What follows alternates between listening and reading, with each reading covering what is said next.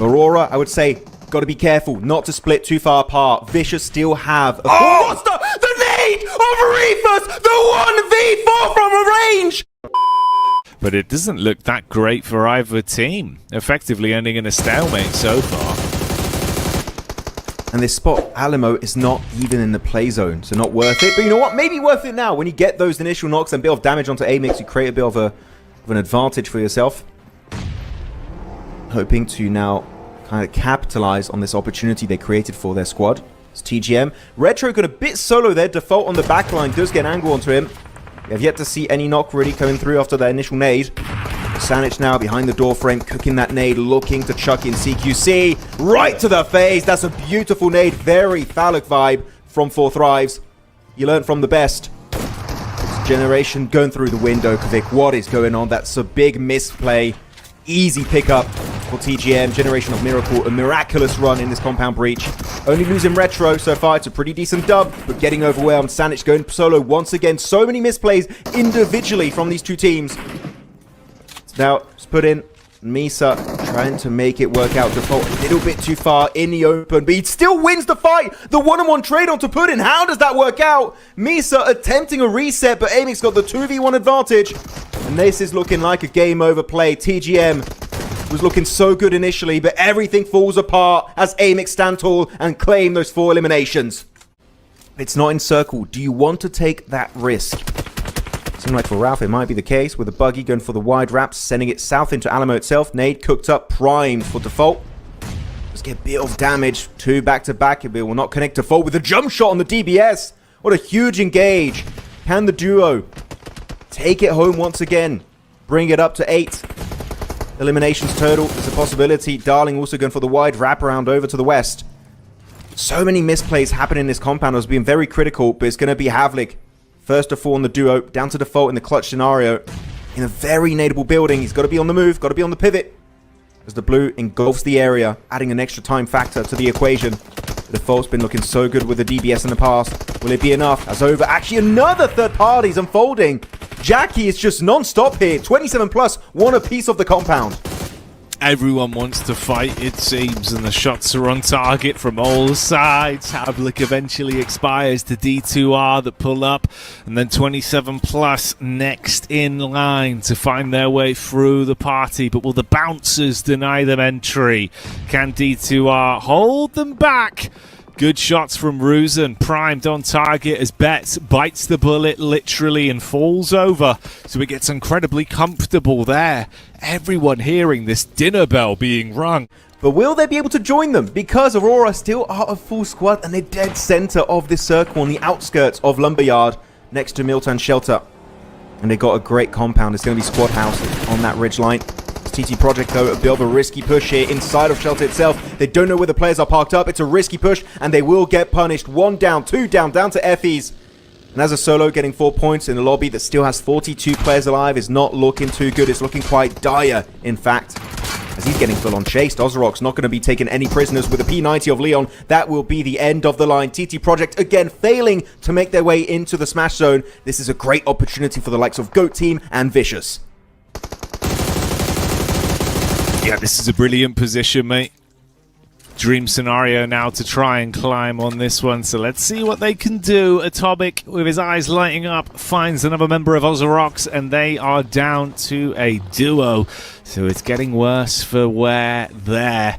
Oh, Fearless up top side as well. Good. Finds the angle on the P. Cardboy unable to tuck into cover. Star panicking.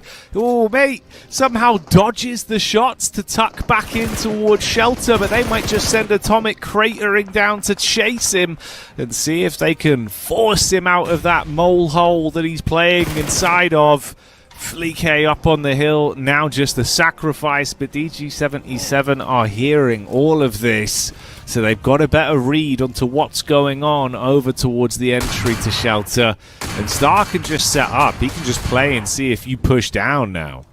Alright, it's going into stage 5, so he's going to use up a lot of meds just to survive and get maybe a placement point. We are top 10, right? So only 2 more teams to get eliminated, and we are going to see those placement points coming out for these teams that are remaining.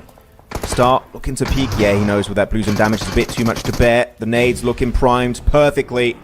And actually, it's going to be even the Molotov of Atomic to kind of put the nail in the coffin, wrap it up in style for the Uzbekistan team. But this one is just not worth the effort. The circle shifts once again, and a team that is in zone. There's only 2 teams in a circle here. It's going to be GOAT Team and Aurora Gaming, left stranded and looking to go hard on that win. Yeah, both of them with their fingers crossed that they can close it here. You forget about Aurora, you forget about a GOAT. The other teams will come back kicking themselves if they do. Nades in, Fearless with the backstab there.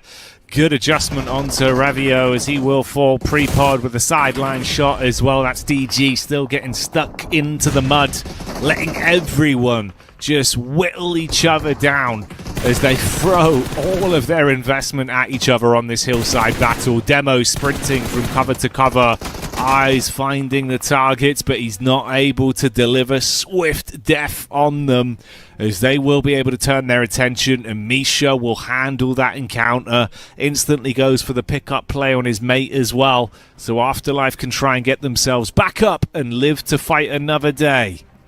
Of a perilous situation for Afterlife, because yet DG are there. Now this is worth it. Now they know they have that man advantage and they can leverage it for themselves to claim more real estate up north. The blue zone going to be ticking hard, trying to rush his way through. Misha not even trying to get into the car, just trying to run his way, sprint into the zone. But up north, Aurora are set up beautifully on these rocks. It might look a bit weird on the map feed, but Misha sure has got the same color as Aurora almost, but I can tell you he's an enemy. He's not their 5th player.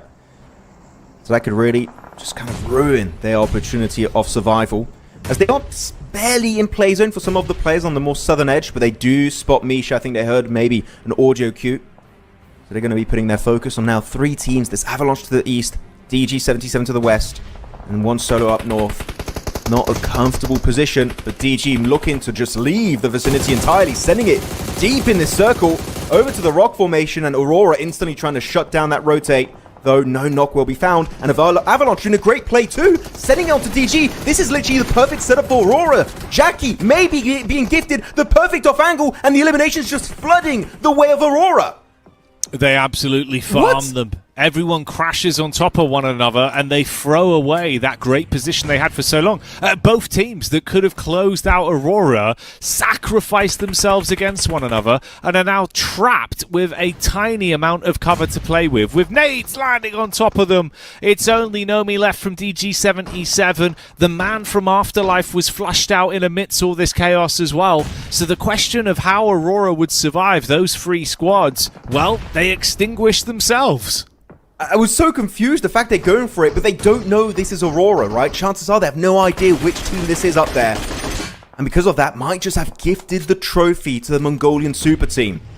And they still have vehicles in working condition. Making that push is going to be great, because the only kind of cover you have in this circle is that one big boulder where DG sent it with the likes of Avalanche. But now that position's been cleared almost fully. Only Nomi stands over there. And the only squads that could be a real threat to this win for them is going to be GOAT and Vicious, and also 777 in this situation. 3 full teams and a solo in Nomi. And all that stands between Aurora Gaming and the win here in Pmgo EECA Season 1. They make it to the rock looking for Nomi. Dark looking to just close it. Goes around the corner with a nade primed. There's the close engagement. Ooh, quick shot back. He got the knock, but they can still save the Doc. Ironic, he's going to be the one picked back up, but a hell of a position to be in now. Aurora with 4 players still standing. Top up on the hillside, armed with weapons he's very capable with. Let's see if he can deliver some swift death. He's got over 500 bullets with the MK12. That's more than enough. Okay, just spray the entire match. He can shoot until the end game, and you know what? He might still have some bullets to spare. He was really going hard on that looting stage. So here you go. Vicious, 777, clashing fully over there in the fields of Milta. It's going to look tough, and this is looking like a clean setup. It's going to be down to GOAT Team to defend it, if they can maybe delay this tournament a bit further. So over in the shed here, so many players knocked, but Koa will be looking to save his brother of Icy. Been just such a positive aspect of this team. As Aurora get the opening one again, it's going to be Doc for the dub. Getting one onto Force, looking for the flush. Can't quite get it just yet. As goes on that second spray down, and that is going to be an extra elimination as GOAT team get fully eliminated. I was going to say, Jackie, this was the only team that could compete for the win from that high ground position. They're now out of the equation. It's 3 teams left, 777, Vicious, and a full squad of Aurora Gaming. Oh, and the Vicious get hit from the sideline. Top, you said he had 500 rounds of ammo. Already 50 of them have been spent because he's been shooting players down as he keeps tapping away. You peek, he's going to put you in an early grave. This could be the Aurora victory if they can keep their heads switched on. So close to greatness, fingertips grabbing at it. Nothing is granted, but this team has earned everything over the past few days, Max. And now all it would take is one final play here in the head-to-head between them, 777, and the Vicious. And they could close it down with a smash rule victory. Another knock onto Narvalo. But where does it go from here? Oh, and also Reefus getting some big numbers, looking to join the MVP gang. He's the only one on this team that's yet to claim an MVP title. And if he gets the win here, chances are he might be crowned our tournament MVP. Aurora, I would say, got to be careful not to split too far apart. Vicious still have a monster. The nade of Reefus, the 1v4 from a range. And this might just be the nail in the coffin. Out of nowhere, Reefus showing he's one of the best of Mongolia as he makes his way into the play zone, looking to end this tournament with a smash. Unbelievable scenes. Lines them up and knocks them down. The god hand of Reefus delivering as he makes a fist and punches through the Vicious. It's only 777 that remains, but I don't think this will be a jackpot for them as the Joker has been played. And it is Aurora looking to close it here. All it would take is one more shutdown. They could win it off the back of this game, Max. Let's see if it's possible. The collapse from 777. They drive up. Doc unleashes the magazine onto one. He's low on health, but he's got backup, and the rest of 777 is crumbling under the pressure. Nade over the top side. They're low on health as Reefus once again delivers his second big nade of this game. If they can just find it, that will be the tournament going their way. They've done it. Aurora are your champions. 3 games is all they needed to convert the win. 777 disappointed after that performance. They just didn't have the opportunity of a comeback because the tournament ends early. 3 games taken out of the final day of the grand finals, and indeed Aurora Gaming will be crowned your PMGO EECA Grand Champions here of Season 1 and will be making it to Jakarta for the LAN event. Mate, Reefus, you said it so many days ago, Max, singing his praises, saying he's the unsung hero, someone you wanted to see, really given his flowers for how much work he's put in.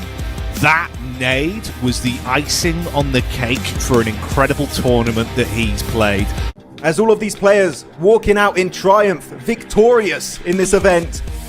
They've had some shaky starts, but that is the typical Aurora way as they come back stronger towards the later stages, walking towards this trophy and looking like the absolute menace in Eastern Europe and Central Asia.